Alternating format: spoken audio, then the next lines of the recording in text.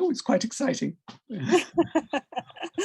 So we've just started recording. Hopefully some people will be logging in to join us now. So we're just going to be here for a couple of minutes, just waiting for everyone to log in. So bear with us while we do that. Hope you've all been enjoying the talks that we've had so far. It's been a busy weekend to kick it off. If you join in now, I can see we're already up to 60 people, so that's fantastic. Say hello in the chat, introduce yourselves, let us know where you're listening from. Be lovely to hear from you. Maybe tell us what the highlight of your first festival weekend has been so far, which talks have you listened to, and what were the best bits? What should we go back and catch up with on YouTube?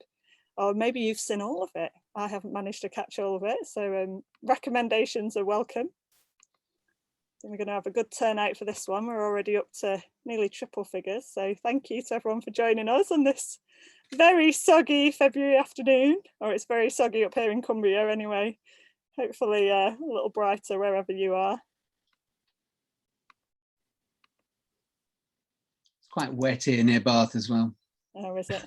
Yeah. Howling rain, horizontal rain. Yeah, it's been like that all weekend here, really soggy. Oh, so we've got some hellos from Winchester. Southampton's damp as well. Wet and stormy on the south coast. Oh yeah, everybody's wet. Oh, this is good. We're all in the same boat. The whole of the UK is getting drenched by the time. It's good windsurfing weather. Yeah, good. Brilliant. If this is the first talk that you've joined, just a reminder that the festival is absolutely free to everybody, and we want to keep it free to anybody who wants to be involved. There is a donations option, which would really encourage you to contribute to if you can afford to. All our speakers do volunteer for free, but there are still costs involved, the sort of Zoom enrolment and things like that. So if you are able to contribute a small donation, we'd appreciate it. I'm going to pop the link on the chat now for anybody that would like to contribute. We have a suggestion of £5 per household per talk, or if you're going to be dropping into things all week, maybe £20 for the week to access everything from the festival. So there's a PayPal link up there if you haven't managed to donate so far. Any donations much appreciated, however small. Only other bit of admin that I want to mention today is that we've got the chat. Please add comments during the talk, share your wows or I've been there or whatever it is. We love a bit of interaction.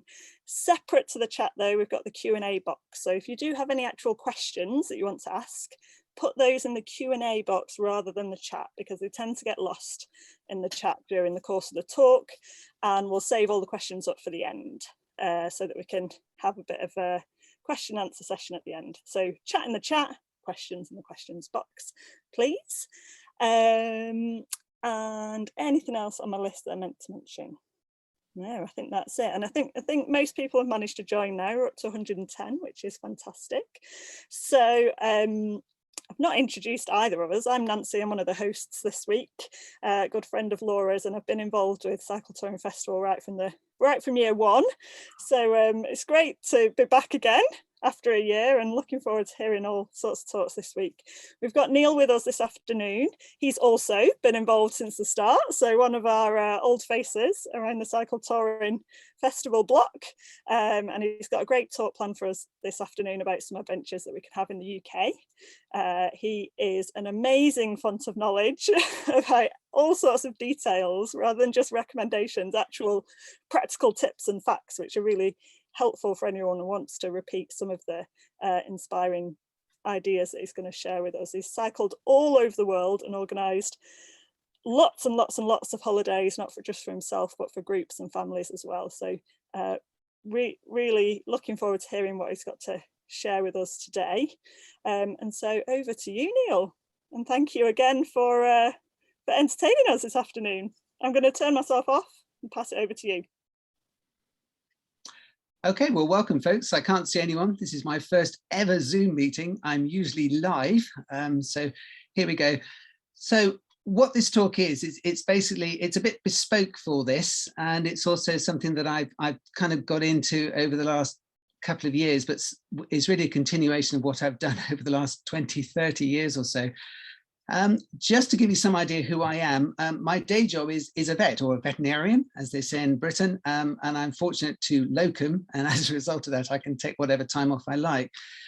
So, oh, hang on. Oh, that's right. So many years ago, just after we married, it was my a wedding present to my wife. We bought a tandem. And this is still on the adventure cycling website, which is rather exciting. And so we tandem to New Zealand on this thing. And we still got Morris. He's just been renovated. He's just had his gears changed. I then got into writing books, which is quite an interesting thing, actually, because HarperCollins stuck an advert up at York Rally and said, anyone interested? And I applied, and I thought I would be millions of people. I was the only one. So I ended up writing 7 of them. And that gave me a really good idea of how to basically write a good route and what's required. You can still buy them. So I did Somerset and Wiltshire, but £34.99, good grief. They sold for £9. I think this person's trying their luck. This was on eBay the other day. The Tandem Club, I've done multiple events at the Tandem Club. I chaired the place for 10 years and was their touring secretary for 12. And then CTC Holidays, which sadly died last year. I did 72 tours for them, taking people all over the place, specializing in family holidays. And then more recently, a group of us, seeing the demise of CTC Holidays, to set up Bike Explore. So there are 12 of us there at the moment, all volunteers, and we basically take people all over the place. So hopefully I'm off somewhere warm in a few, well, actually on Thursday, post-pandemic. So that'll be fun. And also I'm Ride with GPS. I'm one of their ambassadors, which is gives you access to these wonderful tools and create these routes. I'm just about to have one published, and that's quite a resource. So anyway, so here we go. So there are basically, what I'm going to concentrate here on is the marked cycle routes in the southwest. There are loads up north. There's a CTC, there's a Where the Roads is the Reavers route. But if you come to the southwest, because I was born in Tavistock, which is pretty much around the middle of all this, there are some very good marked routes which are up and about. County councils tend to start these and then they kind of give up on them, but they are still there. So the ones we're going to look at, the Devon Coast to Coast, South Somerset Cycleway, the Avon Cycleway, and the Cornwall Coast to Coast, along with the Cornwall Western Tour, which I did with Sarah last year. So we'll start with the Devon Coast to Coast. This one runs from Ilfracombe in the north down to Plymouth, and it's really is a fabulous little route. How I did it, I took 6 days over it, taking lots of pictures and doing lots of notes. Started in Tavistock, cycled north to Ilfracombe, and then came back again to Plymouth, then went back up again. So the first section is Ilfracombe to Barnstable. What they don't tell you about this is everyone thinks it's a nice easy trail, but in fact it's a hell of a slog from Ilfracombe up over the top. There's a big summit there of 190 meters that then drops you down to the River Tor near Barnstable. Starts here with Verity. She looks a bit weird. She's a Damien Hirst. On the other side is basically all her insides. She's there on loan apparently for 4 years, but she's absolutely huge. It is a Sustrans route, and typical of Sustrans, they'll do anything to avoid a road. So in this case, you come out of Ilfracombe and you end up going a set of stairs. They very kindly, and this goes for a church graveyard, they very kindly put a concrete plinth up the left-hand side so you can wheel your bike. And then you get onto the first section, and this was the old Ilfracombe Railway. So through the bollards, the site of the old Ilfracombe Station, sadly gone now, but replaced by a millennium marker. And then it's basically just lovely tarmac, and it just climbs. How the steam engines did it, no idea, but it just climbs and climbs until you get to about 193 meters way up above. And this then gives you some fantastic views. So you end up looking over Georgian, and you're basically looking along the north coast of Cornwall at this point. Being a farmer, I come from a farm, so you can never take the farm out. You can always take me out of the farm, but I'm always looking at farming stuff. So this is Siley's Bales and just looking north. And you can, if you look closer, you can see all the windmills at the far side. It's the North Cornwall coast and the North Devon coast is just stuffed with windmills. My mother, who lives in Tavistock, then warned me about the steep hill on this one. I mean, I'm 57 now, but she's still worrying about me cycling a bike. So she said, watch out for the steep downhill, which goes into Braunton. And again, there's a bit of infrastructure stuck in here. So there's a nice path that passes through the centre of Braunton.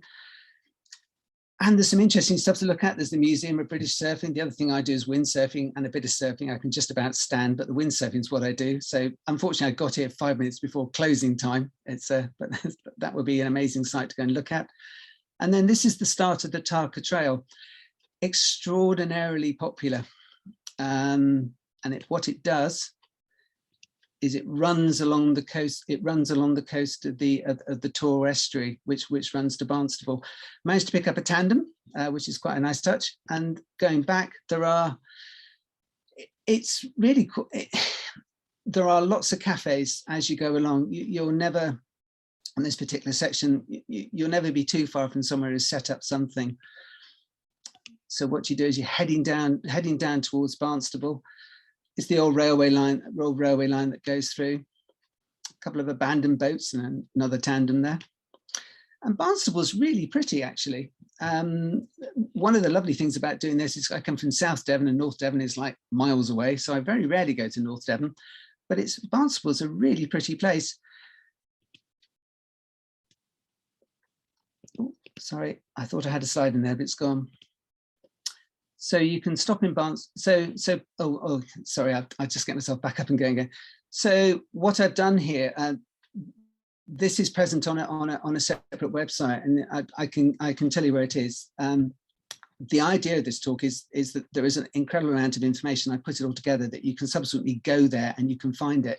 So you've got places to stay on this route if you want to. I mean, I stayed at Incledon campsite, which is in the middle there, but there are some other campsites on the way down. Places of interest, there's not a lot to see on this way through. There is Woolacan Beach, which you can try and do. I did try and do that, but it's a hell of a drop. You come from 195 meters and just go down to the beach and come back up again. So I really wouldn't recommend that. I did put the writing hut of Henry Williamson, who did Tarka the Otter. I couldn't find it. I'm sure it was there somewhere, but according to Google, it was there. But hey, I've marked it. And then places to eat, and that's also on the website, and that will be a recurrent theme if you are interested in this kind of thing. Mostly Braunton, and then you've got the Waterside Cafe as well, which is the picture I showed you just now. Right, so the next section is goes from Barnstable to Petrochox Station. This one is still on the railway line and is pretty flat all the way, but it does gradually climb as you go further south. What Sustrans do, and I have noticed this on many of the Sustrans routes, is they seem to be rather obsessed with not going for anywhere pretty or anywhere nice or anywhere that's even slightly built up. So the map there, if you look at it, the route used to go through the centre of Barnstable, and it would then go down. You can just about see where Tarka Trail is written on the bottom right-hand side. But they're actually diverting it away from Barnstable, which seems such a shame. So if you do this route, I would go into Barnstable. It's really quite a pretty place. Heading outwards now, you've got this is Petrochox Stow. This is Petrochox Stow. Oh, it'll come to me now. Petrochox. It's basically the place. It's basically the place where the ships used to come in and offload, and it's basically got a big industrial cafe there. You can camp on the way.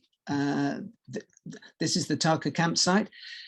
Just on the left-hand side is the sea. It all looks a bit windswept to me, but there is camping on the edge. And there's also some quite nice, another quite nice cafe as you head down. You then head towards Instow, and this is Appledore, which is the actual route itself takes you along the railway line, and you've got this housing on either side. So it's worth dipping out just before going through the car park. I'm pretty sure I put this on the route, on the information, and you can look across to Appledore. Appledore was famous for shipbuilding over the many years. And then you come to Instow Station, Instow Signal Box, which is one of the few that are still sitting on the line. And then you just get these glorious views along the estuary as you head down towards Bideford. Bideford still has a bit of a railway station there. A lot of these places, I'm sure that railway preservation societies are having their eye on. So what they do, they build a couple of 100 meters of track and then try and invite you in. I would have a look around Bideford. Interesting place. This guy, I just got it right down somewhere. Sorry, this is Sir Richard Grenville, who was born in Bideford, and he was a bit of a seafarer from 1542. And there are a couple of these which are just really quite charming on the edge of houses in Bideford. And this shows that Bideford was centre of the wool trade and all sorts of things, and spices would come in from the West Indies, etc. So it was really quite a happening place about 200 years ago. It's now a bit of a backwater, but sufficiently interesting to have a look at. And I don't know why I put this in, but there are good facilities. There are toilets here down by the quay, and then that's the River Tor. If you go down to the West Country and you want to go surfing down in Cornwall, that's the bridge you'll go across. So when you're flying down and you're going past this area, that's the Torres Bridge. Back along towards Petrochox Stow, looking back to Bideford. Loads of people cycling, just everyone out and about, which is great. This is one of the original railway bridges that went across the river. The evolution of a lot of these cycle paths is that the canal came first, and then the railway built over the top of it, and then they turned into cycle paths. So in this case, this was the Roll Canal, and you can still see bits of it as you cycle along. And a lot of these cycle routes, they've spent thousands on infrastructure. So in this case, you've got somewhere to lock your bike, and you can try and find some more bits. And these were the old stables down the bottom, and an explanation board. So these were the original stables where the horses used to pull the canal barges along the canal. There is also a lifting station that you can just about see on the right-hand side further down. A couple of cycle tourists popping along. And this was the thing on the Roll Canal that probably broke them. I think I read somewhere it cost half the amount to build the whole canal. This is the viaduct that goes across. Still there. It's now it's now the entrance to a rather posh house on the left-hand side. So they just drive across it. So fabulous, but it's still there. If you look out for it, there are some things to see. And then you come into Torrington, and Torrington again has got, the usual thing. This has happened a lot around Bristol, actually. What they've done is they've taken over a bit of it, and then the cycle path goes down the left-hand side. Torrington's worth a look, actually. If you come out, it's a lovely type of quirky North Devon town. What they don't tell you at the bottom is it's a hell of a climb. You have to go up an A road, and it's like 1 in 5, and it goes all the way up. But it's really rather charming if you go and have a look at it. There's a little museum if you want to pop in and have a look. A lot of these towns do have their little museums run by volunteers and just tell you a bit about the local history. But Torrington is really famous. I grew up in Tavistock, and my parents would take me up here, about once a year. It's famous for its fireworks, and what they do every year is they will build these huge things. This is the Mayflower. Perspective is difficult there, but there is a litter bin and some picnic tables. Then this was the same size as the Mayflower that went to America. And then on November the 5th, everyone turns up and they set fire to it. Absolutely fantastic. Again, Torrington Bike Hire. So that's there. Again, you're never too far from a cafe. This was in the setting sun. I just wondered if she was waiting for a tandem, but maybe she was, maybe she wasn't. And then the place I stayed at was Yard Acre. Now, Yard Acre is a really quite a lovely place. The guy had come down from Chichester, and he'd set this place up, and it's basically a cafe, a campsite, and a hostel as well.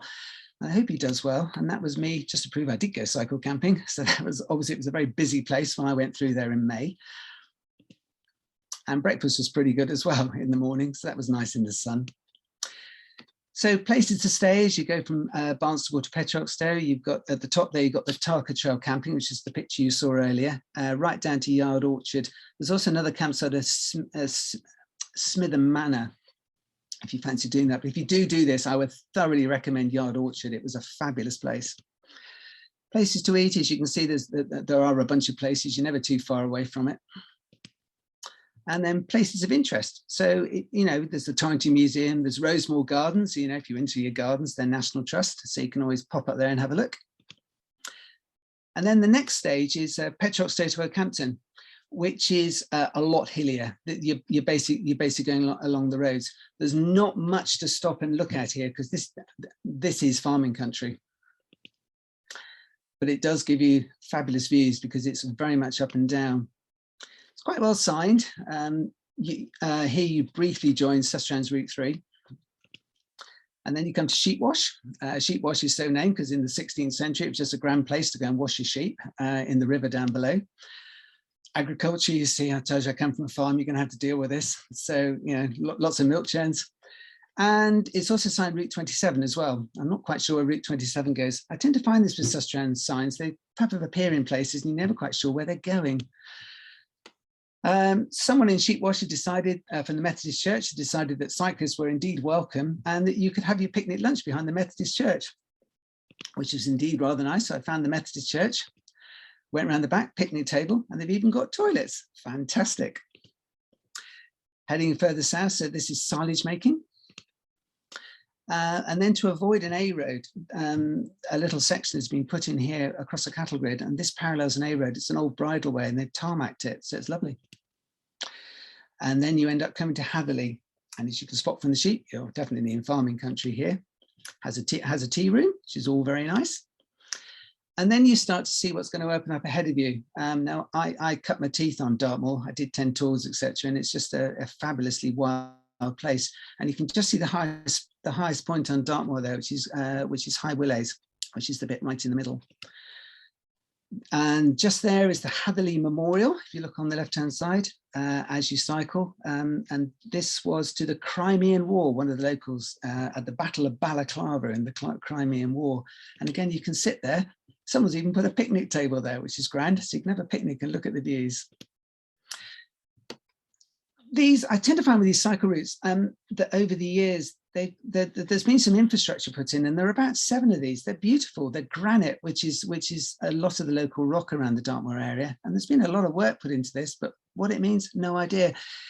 It basically just shows the area moorland that you're going across. A couple more cycle tourists heading towards Dartmoor.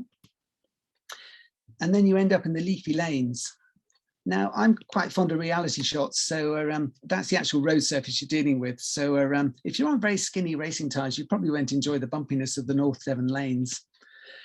Then you come to your 16%, and you're dropping into Oakhampton, which is right on the edge of the moor. As you drop into Oakhampton, you find some quite nice bike stands, I think. These are pigs, and the reason for pigs in Oakhampton is apparently in medieval times, the pigs were let loose around Oakhampton to basically pick up all the rubbish. So as you head on there, as you see, there isn't very much to stay. There is a youth hostel in Oakhampton. It's up by the station, and the station has come to prominence recently as it's the one railway line that's reopened recently from Oakhampton to Exeter. Places to eat, again, Hatherley or bust really on that section, so use the tea room. Places of interest, well, not a lot really. If you like farms like me, great place. If you don't, just keep on cycling. So the next stage is Oakhampton to Tavistock. Now I went to school in Tavistock Comprehensive, so that was quite nice. So it was almost like traveling home. And this is along the Granite Way. Now the Granite Way is an old railway line. And the railway line, now this railway line, there is talk of this one being reinstated. So hopefully we won't lose it. And this is the Melbourne Bardot, which is quite a spectacular thing. It's about 200 meters high. You can get underneath it. There is a little viewing platform underneath. So you can have a look at that. And it's just fantastic. You've got this is the Meldon Quarry looking towards the north side of Dartmoor where the high stuff is. And another Sustrans marker and just people enjoying it. This is, and I have forgotten, it will come to me in a minute. This is Stowerton. Dartmoor's full of sheep and they just graze everywhere. So you don't need lawn mowers here. You just let the sheep loose. And it's really, really pretty. I was amazed. I mean, we had a talk last night on the flowers of the flowers of Colombia, but yeah, the flowers in Britain are pretty good as well.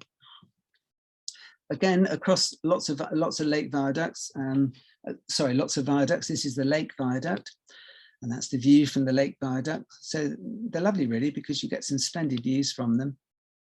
And there's people in the evening light. And that's the, again, these are all my photos. These are, so this is in late evening light. A little bit of infrastructure left. If it gets rainy, you can always hide in one of these.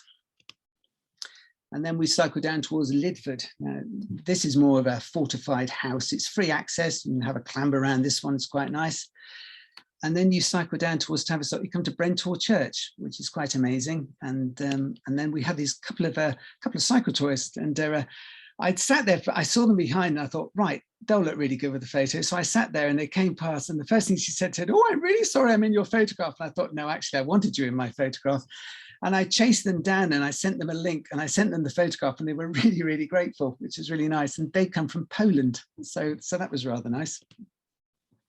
Mary Tavy looking back over the moor. It's incredibly scenic in this area.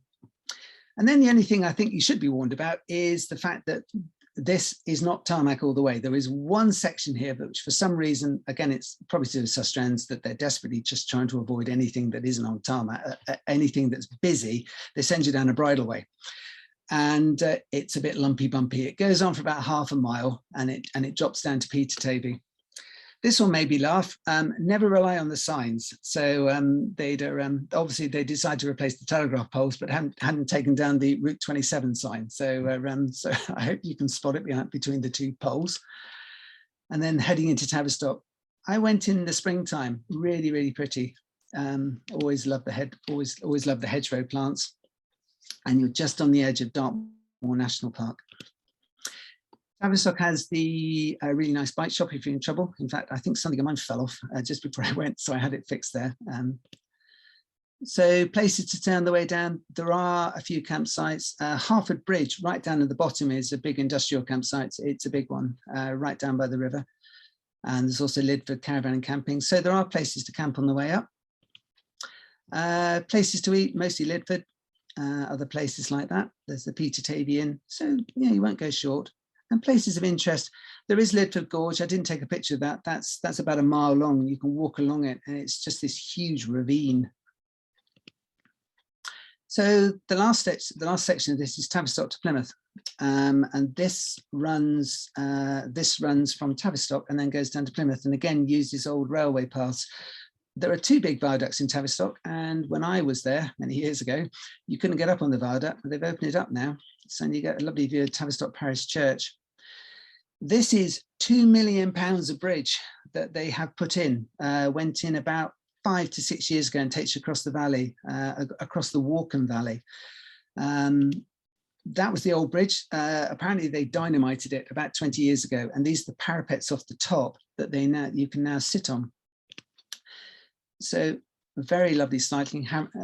Go on down Horrobridge. I quite like this sign, being local, because Horrobridge is, we used to call it horror, as in Horrobridge, but there's a sign here trying to convince you that Horrobridge is a place to go to, which always made me laugh.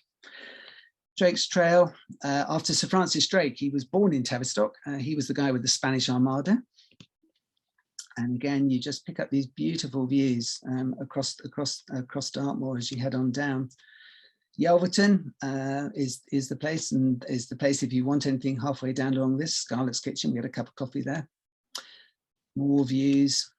This is Drake's Leat. This is quite interesting. It's a bit like Sri Lanka, where basically they picked up water from Dartmoor to feed Plymouth. This is 16 miles long and is built of granite and made in about the 16th century, and it's still there. And it did recently carry water. There is a section on Dartmoor that still carries water and still supplies Plymouth. And this is the old cobblestones where the railway used to head towards, where there was a tramway towards Plymouth. Just pop this in again. You've got Drake's Leat at the top. Again, if you look very closely at the sign on the bottom, it's the Tour de Manche. So this, you can cycle around a bit the north of France and then take the ferry from Roscoff to Plymouth, and then you can cycle a bit of Devon and then come back again. It's the only sign I've ever seen for this, but there it was. This is Simon. Simon joined me for the day. I met him doing the cycle holidays, and Simon came down. We had a nice day out doing this. He looks a bit more racy than I do, really. And this is the only tarmac section tarmac section that goes down to Clearbrook. Again, more viaducts. On the left-hand side, these are the old wooden, they used to be wood, but then they changed into stone. So you can still look at the old parapets on the left-hand side. And then you end up going through the woods, and then you come to Plymouth. And nicely signed around Plymouth. There is an awful lot of signage. Plymouth was an interesting place. It was bombed to bits during World War II, but is picking itself back up. It used to be a sea of concrete, but it's looking better these days. And there's just some lovely stuff by the sides of these. And then you finally arrive on Plymouth in Plymouth Harbour. This monument is the start of the Southwest Coastal Footpath. It's quite a monstrosity. It's a huge thing. And then you come into the centre of Plymouth at the Barbican. This is the only bit that escaped the bombing in the World War II. And the Mayflower Steps. This is where purportedly we infiltrated America from. There was no cycling infrastructure when I was here as a child, but right the way along the front of the home now, they've got a really nice cycleways. And that's the view back looking at Smeaton's Tower. Smeaton's Tower was one of the lighthouses that used to sit on one of the big rocks outside Plymouth. I can't remember the name of it now, but anyway, they picked it up and stuck it on the hoe instead. Another Sustrans marker. And if you want to do the C2C thing, then you can dip your wheels in the swimming pool. And if you look on BBC, this is where the steel band are playing, and in front of that, there you go. So that's the end of there. So places to stay, not a lot really. There used to be a youth hostel in Plymouth, but it's long since gone. In fact, there was one in Tavistock as well, but that's long since gone as well. So there's really only the camping there. Places to eat, again, Yelverton's really the place to go for. Again, all this information's on the website. Places of interest as well. So a few bits to do there. Right, that's it for the Devon coast to coast. The South Somerset Cycleway, this is a bit of a quicker tour of this one, because this is the first one I put together about 2 years ago. Actually, I did it during lockdown and didn't take many photos, which is either a good or a bad thing, depends how you look on it. This one is 122 kilometres long and was put together by the council. It's there and it's beautiful, absolutely beautiful. It's not far from where we live now, near Frome, and it is a beautiful ride. It would take about 2 days. It's kind of signed. When I went round this, I counted the number of signs missing. There are about 15 signs missing, but these old South Somerset cycle routes are still there. Sustrans came along and they called it Route 30. And so someone's nailed some Route 30s, but there are too many Route 30s now. So they've now tried to label it 339. So it's all a bit confusing, really. So I would probably look for the South Somerset signs or use the GPX. It goes round. Now, one of the things I tend to find, and I'm quite OCD about this, is I tend to find what I'm trying to do here is, again, I've supplied the GPX route. There are various mistakes. People make lots of mistakes when they put these up. If you look at this one, the section from the Yeovil to Sherborne, around the bit above the rougher section, you'll see that there are 2 lines there.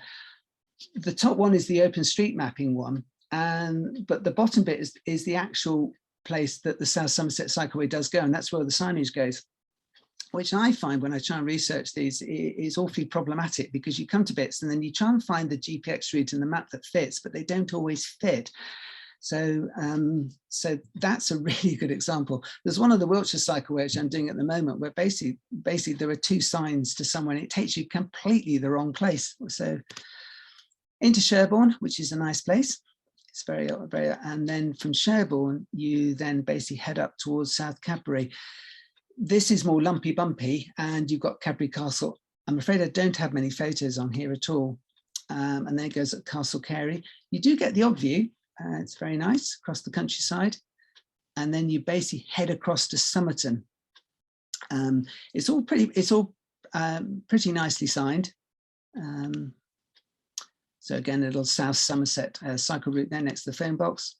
And then you come into Summerton, which is really rather nice. And this is one of the old road signs. You see a couple of these in the days when a lot of the major roads used to actually go through the towns. They've all been bypassed now. It then goes from Summerton down to South Petherton. And this is Langport. which again is quite a sleepy little town in Somerset.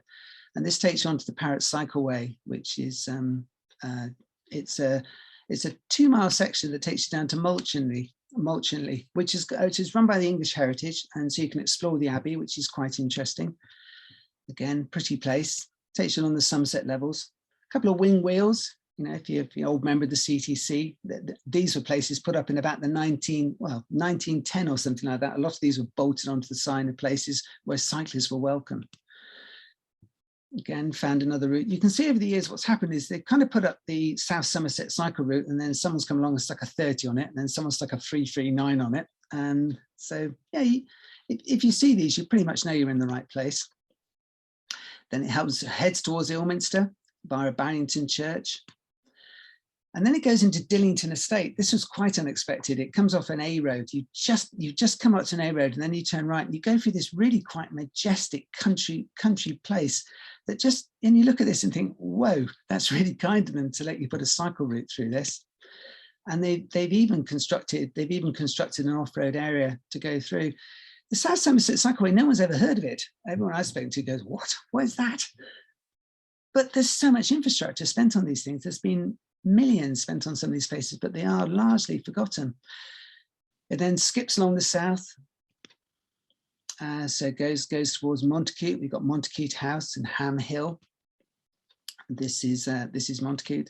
And this is a very old photograph. This was a day ride we did as the Tanner Club. This is a photograph I found. It's about 20 years old. So when we went there for the day, there was a Louise there. She was about 5. She was 22 the other week. And then the last section then goes back to Yeovil Junction, where there is a train station. Not such a pretty place here. Getting to it, there are a variety of train stations. So there's one in Castle Carey in Sherborne. If I was doing it, I'd start at Castle Carey and then probably stay at Ilminster. Couple of campsites if you want to do it. Thorny Lakes, where there was a big tandem club rally a few years ago. Dillington House, which the place you cycle through. If you fancy spending a few £100s, you can stay there if you want to. Places to see. There is quite a lot actually to see. If you're into your National Trust and your English Heritage and places like that, there's an awful lot on this route. You could probably spend 4 or 5 days on this route, just going around it steadily, looking at it.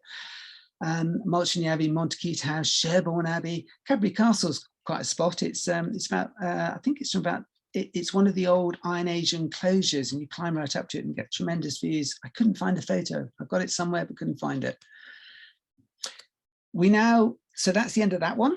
So we're now at the Avon Cycleway. The Avon Cycleway I've done twice. The last edition of Cycle actually I did do an article for them on the Avon Cycleway.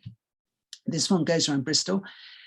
Can be done in 2 days, which I think we did it. The best option for that one is to stay in Bristol, and what you can in the middle of Bristol, and you can cycle out and do the north bit, come back to Bristol, and then do the south bit. So starting at Pensford, which is right down the bottom, you can pop along. You've got Stanton Stone Circle, which is one of the oldest. I think it's the 3rd biggest stone circle in the UK. But again, very few people have heard of it. Which is quite interesting, unlike Avebury, where most people have heard of Avebury. And it's just gentle country lanes, high hedge lanes. Reasonably well signed, again a bit confusing, Route 3, Route 410, not sure, but the Avon Cycleway signs are there. Avon's actually now defunct, but this route is still there. Past Chew Valley Lake. Chew Valley Lake was built in the 1950s. My old boss at my first vet practice actually was from this area. He went to the opening. So there you go. Second section then goes from Chew Valley up to Brockley. And this goes up via Bristol Airport. Past a chimney. Now, I still can't find out what that is. Some of the intrigue of this is you pass some stuff and you just no idea what it's there for. I can find no history on this at all. I have looked. Again, lots of signs. Route 10, so the Avon Cycleway, Route 10, I think, was a bit like Route 30. I think the first thing Sustrans did is they tried to just number these routes. There's an innovative pub there, trying to get some business. So Avon Cycleway went from Route 10, and now I think it's been renamed Route 410. This was the Tanner Club ride where we cycled up. This is where we had lunch. this was about the only pretty thing around Bristol Airport. It was obviously a tree being chopped down. That was quite pretty to go up on the left-hand side. Again, good signage in most places. Past Bristol Airport, and this is down Brockley Combe. It's quite a drop down here. It's about 2 miles, which then takes you onto the next section, which goes to Clapton and Gordano. Past the pretty church. I quite like taking pictures of churches.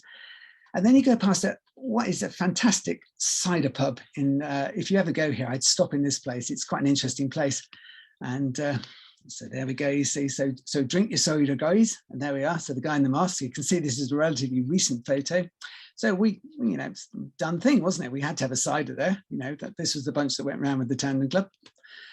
There is a campsite there as well. It's ever so small, so you could stop there. So theoretically, you can do this loop with a campsite, but it's tough. This route does go to the edge of Clevedon, which is a shame because Clevedon is a really fascinating place, but lots of these routes, as I've already said, with the Sustenance routes, they seem to skip out the interesting bits and then take you up the Gordano Valley, which is full of horses because you're quite close to Bristol. But the Gordano Valley also now contains the M5. It's not too bad, actually. You don't get much noise at all from this, and is very, very popular weekend cyclists. So the next section then goes from Clapton and Gordano to Hallam, and to do this, you need to cross over the Avonmouth over the Avonmouth bridge. But before you get there, again, this is an example of these cycleways that the local councils are putting millions of pounds into them. This is a dedicated cyclist crossing to get you over a busy piece of A road. Right, the hammer and spanner heading on to the Avonmouth. This looks quite daunting from a distance. It was built in 1974 to take the M5 over. It's the only way over. So you think, oh crikey, how am I going to get over that? So this was a view from the hard shoulder. Well, maybe not. So they've got a cycleway going up over the left-hand side, which is completely dedicated, which is a wonderful thing. Drops you then down to Lawrence Western College, where they've got a farm. Yeah, a bit of trouble if you've got a tandem. I don't know. I think the Tandem Club and I think a couple of other people are trying to get these barriers taken out. Again, it just runs down some interesting bridleways. This is a fascinating area. You think so close to Bristol, you'd be surrounded by houses, but they've somehow managed to fiddle their way through. So this is all solar panels and wind farms. And we're going back over the M5 here. Someone's been around recently. I went round a couple of months ago again, and someone has recently put up loads of signage. So I don't know who's done it. There is a local group have set up a dedicated website now called the Avon Cycleway. If you Google Avon Cycleway, they're right at the top. There's about 6 of them who are trying to take this over and look after it. And then this goes on to Hallam. This is the picture I put up on the Facebook page actually a while ago, trying to advertise this talk. And then it runs up the River Severn, which is quite flat. Do you room? So we rude to pass, wouldn't it? Over the M5 again. You're quite posh around here. This is Ulverston Pond, so there's a bit of a shatter there. So great for the ducks. Stuart and Jackie enjoyed it as well as they cycled past. Cake shop, again, rude to pass. This is in Ulverston. Did it in the spring. You don't get up high here as it's quite flat, so the views are quite flattish. You can just about see the 2 Severn bridges. So on the right-hand side you've got the old Severn bridge, and on the left-hand side you've got the right-hand side you've got the old Severn bridge, and the one on the left is the new Severn bridge. It's just gone free. It's built by the French and is now gone free. Hopping down, and then the White Hart pub is the end of Littleton upon Severn. So, and then the next section from Littleton upon Severn to Whitwell goes across the top. Again, information is available. You can take your picnic, have a nice spot if you want to do that. Just a conglomerate of signs, really. 410, 41, Avon Cycleway. They all mean the same thing, but just an evolution. This is looking across the Severn Valley. The bit at the back there is Wales. And then you come into Thornbury. Thornbury's quite nice, actually. Quite like Thornbury. And again, another Avon Valley Cycleway sign. past another church. And this is the high point of this particular point. So, and there is a picnic bench here, as Stuart and Jackie have found out. We then had a picnic later. There's, again, there's been a reasonable amount of thought gone into these places. The councils have tried to slow things up. So there's quite a lot of signs. And then you end up in Wickwall. Then Wickwall, you're then coming down. So basically on the east side now, we're running south. So this heads towards Iron Acton. And again, this is a completely different area. So you're going across Hawkesbury Common here, which is an old common grazing area. So people are allowed to stick their cows and sheep on here if they like. So we thought we'd explore that. Just really nice views, just a tremendous place to go, really. Coming towards Yate, it gets quite busy around Yake and Frampton Cotterell, but this has been built. This is a cycle path that takes you past the bypass in Yate, and a bunch of cyclists coming along it, and just leads to just some interesting architectural pubs on the way around. Then going from Iron Acton down to Bitton, so we're kind of 2 sections to the end now. Bitton's on the railway path. This again is just a lane that's just been completely closed off. No cars, no motorbikes, and just allows you just to skip around the edge of Frampton Cotterell or towards Frampton Cotterell. More tea rooms if you want to stop at Frampton Cotterell. There aren't so many places to stop on the Avon Cycleway that are dedicated. Again, this is a quiet lane. Those signs on the left-hand side, yeah. Henfield quiet lane, so it's an attempt to keep the traffic. Bristol has turned itself into quite a cycling friendly place, really. So they're attempting to keep the traffic down. And this is one of the few places to look out all the way down. This is an old steam pad colliery from the 1800s that does have the odd open day. And so we're mooching along now. Down towards Bitton, you have to cross the railway path. A lot of this, when I first came to the area, this railway line wasn't very long at all, but they've kind of taken over most of it now. And then the last piece is from Bitton to Pensford. And this is the old Mangersfield Station. It's just the wall remaining. In the evening light, it just looked gorgeous. Warmley, the old Warmley Station is now a tea room. And you've got the old Warmley signal box. Again, quite nicely signed, 410 for railway path, Avon Cycleway. So there are bits of Avon Cycleway signs around there. And this was the group we took around for a bit of a photo shoot, which is quite nice for cycle. And this is then basically heading back to Pensford. Pensford's an interesting place. This is the end of the route. And they got this huge viaduct, a huge viaduct that was an old railway viaduct that goes across the centre. Was closed in about 1974 when a huge flood hit Pensford. It went up in the building in the centre. It went up to about the top of that window and destabilised the viaduct. And just quite a lovely place is Pensford. So getting to the Avon Cycleway, quite a lot of places to get there. There's a variety of railway stations. I said if I was doing it, if you want to go down for a weekend and do it, then I would probably stay in Bristol. You can cycle from right in the middle of the map. Then you can get out to Avonmouth along the Portway, which is there is a dedicated cycle route that runs along, and then basically do the north route, come back to Bristol, and then the next day you can then go back up. You can then go back out using the Bristol Bath Railway Path, which has about 1 million cyclists use it every year. Places to stay on the Avon Cycleway, I think I've just marked all the pubs on there. And then places to eat, yeah, there are various places to eat on there as well. Right, last one, 42 minutes, I'm not doing too badly. This is the tour of Western Cornwall I did with my wife last year. We did this in lockdown, we did it in May, and it incorporates the Cornwall coast to coast, which is quite interesting because the year before, a bunch of us had done literally from the most westerly point of Britain to Britain to the most easterly point. So we went from Ardnamurchan to Lowestoft. And this is the shortest coast to coast. It's only 22K, I think. Interestingly, I did this, and then Cycling UK then announced that they were doing the West Kerno Way. So if you want an on-road way to explore this fantastic area, here it is. Again, all the instructions, the GPXs, they're all available. So Sarah and I stayed at Penzance, the Land's End. This will be a bit of a whistle-stop tour. My thanks to John Fazackerley for putting this together. John, I've known John for a number of years. He's in the Tandem Club and he lives near Penzance. And I emailed John one day and said, oh, we quite fancy a 4-day trip around your neck of the woods. Can you put something together? And bless him, he did a GPX route. And there's nothing like a local to find the nicest way around. And the route was splendid. So this is Newlyn Harbour. So you've got right in the background, you can see St Michael's Mount.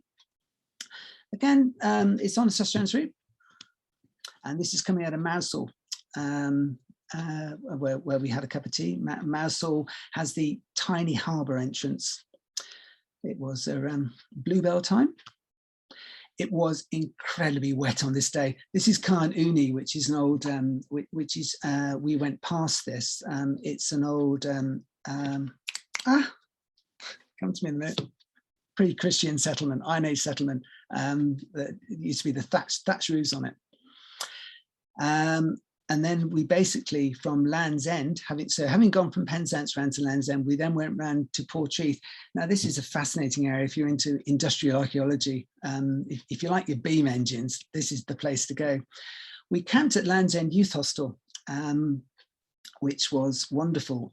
I didn't put a picture the other way, and you basically look straight down the valley to the coast, and just a marvellous place. This is St Just, so this is the first town you cycle through. Great tea room. And then this is a National Trust beam engine that's been restored.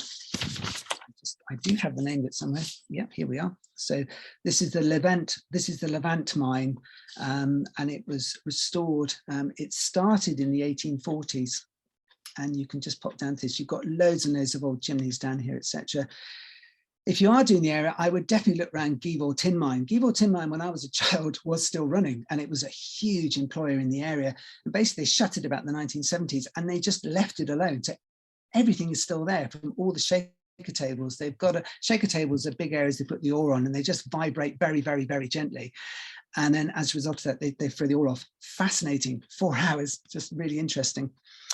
These are the Crown Engine House. This is where they filmed Poldark. You know, if you saw Poldark, this is exactly where they filmed it. So, and these are right on the edges. Some of these mines went out for 2 miles under sea. So now in closer detail, just spectacular. You can walk down to them. On the road, again, this is heading along the coast. You've just got them lurking about, very bleak. North Cornwall, it's bleak. Well, this isn't really North Cornwall, this is really Southwest Cornwall, but North Cornwall is very windswept. You can tell by the direction those trees are flagging down. Looking back, if you like barren landscape, this is your place. Cream tea, God, you've got to have a cream tea, haven't you? And this is Sarah battling, well, no, she wasn't battling the wind, actually. We had a really wet day the previous day where we're bundled into a B&B to warm her up. Again, into Hale, it's on the National Cycle Network. And you can probably spot then, yeah, it was pretty wet again, but we managed to find a tea room where we dried out and went back in the driving rain. But we celebrate, this is the B&B I bundled us into just to dry out. This is the Cornwall Coast to Coast. This is an official ride and it goes across the top. So it goes from Portreath at one end and goes down to Devorham. Portreath Harbour Way start. There is a youth hostel here, so you can stay here if you like. It is marked, and this is again one of my slight bête noirs, that if you go onto the internet and try and find, as I do, try and find routes to these, most of these are either inaccurate or slightly wrong. Everyone I've ever found on this one always starts from somewhere else, but you miss this, which is the very start. So you've got this lovely interpretation sign, which tells you where you're going, and you've got this, but all the routes I found are GPXs, they start half a mile down the road. Lovely, it's really, really nice. You've got a tarmac trail, and it's well signed as well, so they've called it the Cornish Way. And it's just got these granite markers all the way down, and they tell you where they are, and it's all marks the old, so this was an old tramway, so this was the embankment where they built them up. And in the place where it comes across the road, they've even stuck a cycle track on the left-hand side. That's the kind of surface, not too bad. You bounce along it quite merrily, probably, you know, 28 mil tires would probably manage this one quite nicely. Bit of a chicane, again, with a beam engine to show it off. This was at a Scoria. This is the place it passes the A38. And again, they've made an effort here. What they've done is they built a cycleway on the right-hand side to take you over the top. My long-suffering wife, she's the lady on the tandem at the start, so we're still together, and just lovely. And then you just get these beam engines just appear from the woods, and you can climb up to this one. This was the Unity Wood Mine. There were two of them here from about the 1800s. Back on again. So you've got the Poldar's Mine. And then towards the end, towards the last third, it gets a little bit more type of open. And this is where they used to mine arsenic. Heaven only knows what the miners looked like after a few years, or whether or not they even survived it, but a big arsenic area. And then you're coming towards the end now, down to Devon, you go into the Viaduct. This again was another Brunel creation. It was originally a wooden one that went across, but then it's been replaced, and the railway goes across there now. Again, beautifully signed. And then that takes you then down to Devon Quay. So that is the Cornwall coast to coast. If you want to do a coast to coast, short one, here's the one to go for. And it's just lots of old, they used to have huge ships used to come here and tie up. So carrying ore and all sorts of things. Places to stay, not a lot really. There is a campsite in the middle. Places to eat, 12 heads in the middle. I think that one's on the come to me in a minute. The Cornwall Way one, the one that the Cycling UK come up with. Places to see, so you've got the Unity Mine, Poldar's Mine, etc. And then we then continued from Devon to Coverack. Just lanes really, just some old, and just, I quite like signposts. Every county has a different kind of signpost, and these are the Cornish ones. They're very old fashioned. Down to Gweek, where they've got the seal sanctuary, and it's basically an estuary that comes in, people living on the barges. Cornwall, that area of outstanding natural beauty. Yeah, I kind of would agree with that, but then again, I'm biased. Spring flowers, etc. And then we came into Coverack. There's a youth hostel, excuse me. There's a youth hostel here, very nice. You can camp as well at the youth hostel. So we went round here camping, that we did slick into a B&B when it got really wet. Just pretty. Just, this is your archetypal Cornish fishing village scene, isn't it? So where can you stay? You've got Coverack camping and Coverack youth hostel, and a couple of other campsites around there as well. Places to eat, yeah, you won't go hungry. Places of interest, there's a few things to look at. Not many on the route really. And then the last one was Coverack to Penzance. This is Goonhilly. This is, you can see across these. These are just looking into space. Lanes, foxgloves, views across the top, across Cornwall. Very typical of Cornish views, these just. And then you drop down into Marconi, which I'm saying, you have to excuse me because I have forgotten the name. I have forgotten the name of this place, and I did write it down somewhere. Poldhu, that's right, goes into Poldhu. This is again an interesting place to explore. This is where Marconi sent the first transmitter across the Atlantic in 1904. No, sorry, 1901. And there's a whole bunch of stuff there, and that's the Marconi Monument. It's on the southwest coastal footpath. And that's the beach. Lots of surfing on that beach. Also a good cafe. So that's one advantage as well. You then go around Culdrose. It always strikes me wherever I go that if there's ever a military installation, there's always the most fantastic cycling infrastructure. Around where we are at the moment, round in Wiltshire, if you go to any army base, there's some of these cycling areas here they put in. And this is the advantage of John doing the route. I never would have found this. This goes through Penrose House, which is a National Trust property. Just beautiful. And it just pushes you out into this really, really nice, but very busy town of Porthleven. Picnic lunch overlooking the harbour. And then this was a lovely road coming out of Porthleven, this headed towards Penzance. You can probably just, I don't know how good the definition on that. I've had to reduce the slides so the PowerPoint works well. There are some more beam engines right on the cliffs down there. Oh, there it is. I knew I put one in. So you've got beam engines again. These 2 miles under the sea. More beam engines, and then just pleasant views really. And it really then finishes at St Michael's Mount, which is quite close to Penzance. So just a quick thank you for the people who tolerated with me, who came out in these. I had Ron in for the Tanner Club, Simon, he came, and also to Sarah, who came out. Now, just finally, because I'm a bit of a route, I've spent 20 years doing routes, and I have this thing about what I'm trying to do at the moment is the whole of the internet is full of routes, but they're never complete. What I try and do is, whenever I take tours, is tell people where you can eat, what you can see, and where to go. And so what I've tried to do is to bring it all together, and the information's there. But with the Tandem Club, Terry and I have built this thing, and this is for Tandem Club members. You can join the Tandem Club for £15. And so we put together a ride system, and all those little icons you've seen, these are individually marked. And so this is for the West Cornwall area, and we've created like 40 of these different colored icons, which you can, and we pinpoint them exactly where things are. And if you click on them, you then get information about where you're going to. And you can even, we've even managed, this is an evolving system. You can even click on what you want to look at, and then you can find out, say, oh, where are all the campsites? So this is the example of the one where we went to Coverack down to Penzance. So those are the campsites that I've marked or other people have marked. And there even comes in aerial views.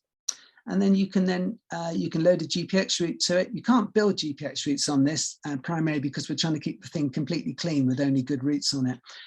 And then it has pictures on it and descriptions of where you go past.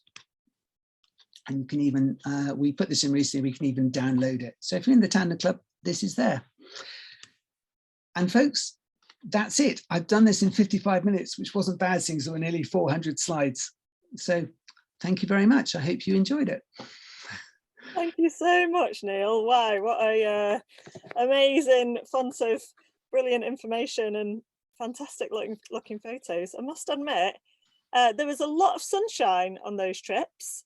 On average, I get that the last one was a bit wetter, but the first few, crikey, you had some cracking weather to go out there. Brilliant. Yeah, I know, but there was one day that Sarah and I on that Western Cornwall trip where basically we were flooded drowned rats, and she gets really cold with her hands actually, and yeah. we actually banged on the door of one B&B actually, and we were there absolutely dripping, and the guy, bless him, actually, it was closed, but he opened it up, nine rooms, opened it, stuffed us in, and even brought us sandwiches, and then turned amazing. They gave us 2 space heaters, and yeah, Cornwall can be wet, but the rest of it was pretty good actually. Yeah, it's good when people take pity on you when you look like a drowned rat, isn't it? Yeah. If you just turn your screen share off, we'll it'll be a little bit better for just this last Q&A session. That's it. There you go. So we've had a few questions that I'm going to bombard you with, if that's okay. Yeah, that's fine. I'll just run down them in order. So the first one was back when we were on the Somerset Cycleway. How long is the route as a whole for that Somerset? It's 122 kilometers. Wow. Okay. Good. So you did it in 2 days, was it?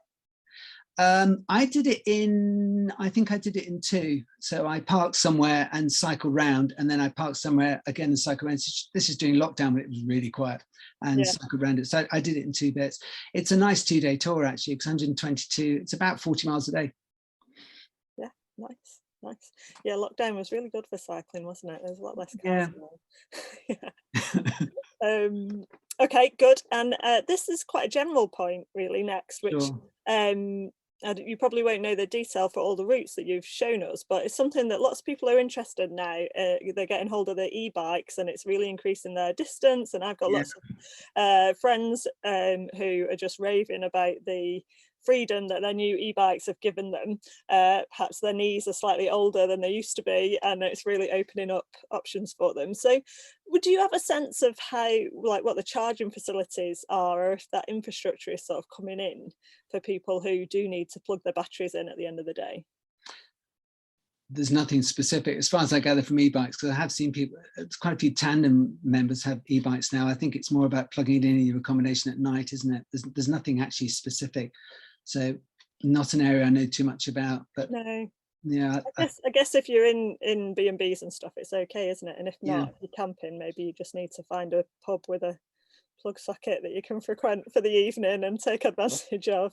So. I think, yeah, camping is problematic. I mean, we did the Cumbria, which is another really good route. I rediscovered the Cumbria Cycleway last year. And I remember we tried to charge some phones up overnight, and I went right the way around the place, and we found one outdoor plug, and that was it if you were camping. So I don't think e-bikes and camping particularly mix very well at the moment. So I think you almost had to do on-site accommodation. Yeah, stick to the B&Bs, enjoy yourself. Yeah, fair enough.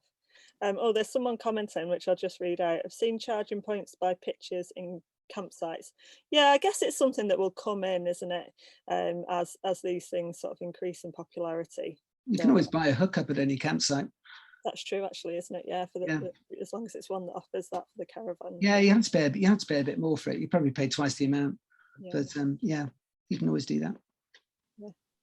And that fantastic route system that you showed us at the end there, that's on the Tandem Club website. Yeah, it's the Tandem Club website. There's a guy called Terry who's the programmer. He's a very high power programmer, and I just email and say, by the way, Terry, can we just add this? And he goes, oh, okay, I'll think about it. And it just pops up, and it works really, really well. You can't do GPX routes on it, but what we're trying to do, or I'm trying to do, is just trying to get good routes on it. Just, you know, if you go to your average planner site, that they're just full of what I say, they're not particularly useful, but the ones we got on there we're trying to create to be really, really good and useful. And it's gradually growing. We've got some of the local groups that start to put some of the rides on as well, so those are the people who really know the area. So we've got about 4 the ROs are doing it at the moment. So yeah, it's growing, but we're not going to turn it into something where you get millions of routes on it. We're just trying to get the good routes on. But it's the information, it's those little points of information everywhere that you can then, so you can kind of just, like Welsh castles, I put on 50 Welsh castles last year, and you can look at them and think, oh, it's Welsh castle there, and you can join them up, and then you know where they are. So yeah, it works really well. Brilliant. That's so good, isn't it? Because it can be a bit wood for the trees on some of the websites, so there's just too much information, and you don't know if it's a good route or not, or if someone's just splashed it up there. But if you've got that local information from people who actually live in the area, you can't beat that sort of insider info. It's really useful. Yeah. And is that so? You have to join the club to access that? Yeah. Sorry. £15 a year. Yeah. But you don't. Someone's asked, do I have to own a tandem to join? I'm guessing they're not going to come round your house and check that you own a tandem. No. I chaired the place. There is definitely not the tandem mafia, I can tell you that. Aspirational tandem owners are allowed. Aspirational tandem owners, yes. You never know, you might get one. Well, I'm going to the National this year on a solo for a couple of days because Sarah's working for 2 days, so I haven't been thrown off yet. So it should be all right. Okay, good. So I'm sure that's easy to Google. Tandem Club, join up for £15 a year and you get all that information, which is fantastic. And I think this might be the last one for you, but what's next? What are you planning for 2022? What adventures are on the horizon for you? Oh, well, quite a lot. So I'm halfway through doing the Wiltshire Cycleway. So I've done, that's in 16 sections. I've done 10 of them. Again, that's on, if people want the information, just Google Bike Explore, and there's a tab on the right that says articles of interest. And if you drop down there, it's the thing we set up for CT holidays. It's entirely voluntary read, but I've started putting them up there so people can find them. Yeah, I'll put the link on the chat for people to that. So people can have a look. Again, just download it, or if get in contact with me and I'll send you something. The tours are just starting, so I'm going to Sri Lanka on Thursday, taking a group. It should be rather nice. Okay. Yeah, north to south. So, so a bit of sun. Yes. As long as I pass. Is that your first sort of big foreign trip for a while, or have you? Yeah, first one for 2 years. Yeah. We got back to the UK from Jordan actually 2 weeks before lockdown. Something was a bit tight. So no, Sri Lanka, no. Provided we passed the PCR test going out, that'll be the big worry. But hey, should be fine. Fantastic! Oh, how exciting! And then Mongolia in September, which should be a laugh. On bikes. Yeah. Great. Yeah, Western Mongolia is between China. It's the glacier region between China and Russia. So there's an area in there. So yeah, but that's with the mobile cook team. That'll be great. So the last one was a blast, but this one again, somewhere slightly new. So yeah, got a bunch going on that. So that'll be nice. 2022 is looking a bit more exotic again, so that's exciting. Yeah, yeah, but there's an awful lot in the UK. I mean, I think the last 2 years has taught everyone, and me actually, because I remember when we came back from our trip to New Zealand, when Sarah and I tandemed, and we took 4 days coming back from Heathrow back to Bath, and I remember thinking, you know, it's quite pretty around here, isn't it? And it is. It is. England's lovely. There's some beautiful places. I mean, that West Cornwall route is a spanker. It's just lovely. I would thoroughly recommend that one. Brilliant. Oh, thank you. Yeah. There's just one more question popped up, which I'm trying to read. Do you have any recommendations for parking a vehicle long stay at either end of the Devon coast to coast? And someone actually earlier was asking about if you did want to do it one way, how do you get back? Yes. There is a train station. There's a train station at Bideford and there's a train station at Plymouth, so you can do it by the trains. How most people do it, as far as I can gather, is they get a friend to basically drop them up in the car, and which isn't a great way of doing it, I suppose. There aren't any commercial companies that take you up and back, as far as I'm aware, but you can do it by train. Yeah. Long stay car parking. There's nothing in. Well, there are places in Plymouth. Yeah, the Plymouth and Ilfracombe, they're both quite big places, I suppose. Depends where you're comfortable leaving your car, I suppose. Yeah. Yeah, I can't give a specific recommendation to leave a car, but well, the other thing I did is I went up and back, and I just stayed with a friend and left the car there and just went up and back. You can do it in 4 days that way, which is quite nice. Brilliant. Oh, there we are. Park and ride in Plymouth. Yeah. That's a good idea. Yeah. Yeah. Good. Okay, well, I'm just going to one last time pop those links up on the chat for anyone who's missed them so far. So there's links there for both of Neil's websites where you can get all of the information and that is shared with us today. There's also a link there for the YouTube channel where this talk will be uploaded later this afternoon, and most of the talks from the week as a whole being recorded. And so you can watch back and enjoy the rest of the festival on there as well. The donation link is up there as well. If you haven't had a chance to donate so far, please do, even if it's just a few pounds. It really goes a long way to helping make this festival happen. And thank you so much, Neil. It's been an absolute joy to hear about your trips and really left me hungry for a trip down south sometime soon with my own kids. They look like good routes, actually. That Devon coast to coast would be perfect for my little girls. It's lovely. Yeah, so I met a family doing it. Yeah, and they were having a good time. Yeah, it's a lovely route, that one. Yeah. So thank you, and I hope you enjoy the rest of the festival as well. We've got a couple more talks coming up today, so go and grab yourselves a brew now, and then at 5 o'clock Blanca Fernandez is telling us about her trip around Africa, which sounds really interesting. And then 8 p.m. tonight we've got the Hand Cycle Britain team in a Q&A session. So that'll be a fantastic one as well. Through the week, Monday to Friday, it's just one a day at 8 p.m. and all the details are on the website. So please do get involved and enjoy the rest of the week. And thank you to everyone who's joined us this afternoon. That's it for now. See you later. Thank you very much.